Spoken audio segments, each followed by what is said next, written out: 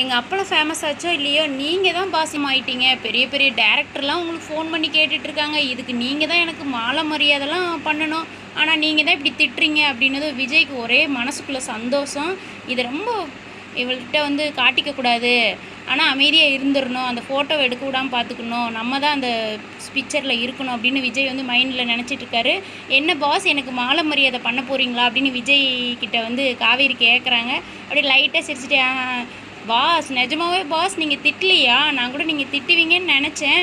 நிறைய டேரக்டர் நிறைய பேர் உங்கள் நம்பரை கேட்டுல ஃபோன் பண்ணுறாங்க, எங்கள் அப்பளத்துக்கெலாம் ஃபோன் பண்ணுறதில்ல அப்படின்லாம் பயங்கரமாக காவேரி கலாய்க்கிறாங்க. விஜய்க்கு ரொம்ப பிடிச்சிருக்குது. ஏன்னா இதனால் நம்ம கொஞ்சம் பாப்புலர் ஆகிறோம் அப்படின்ட்டு.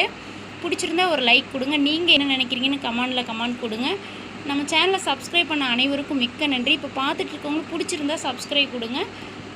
காவேரி ரொம்ப சந்தோஷமாக இருக்காங்க, விஜயும் ரொம்ப சந்தோஷமாக இருக்கிறாரு.